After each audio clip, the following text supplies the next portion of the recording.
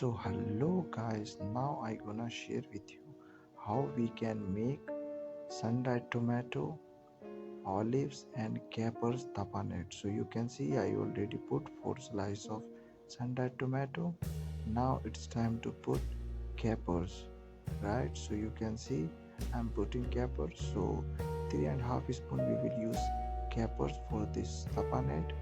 And now it's time to put this calamati olive which is from Italy. It's very expensive olives guys.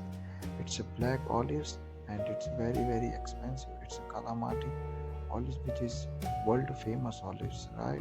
So we will take this one as well as, and guys, after this you can see all these three stuff I already put. So now we will chop it, right? Roughly we will chop it, right? you know Guys, I would like to let you know I can use the blender as well as, but I don't wanna paste of this tapenade. So just roughly chop. I need this mixture for tapenade so I can use for the salad, right? So this is the things guys which I wanna share with you. So you can see how I am chopping this one, and finally guys, you can see my tapenade has been done and it's looking very nice guys, right? So this is the way guys, if you are making a tapenade, so this is the way you have to make like this.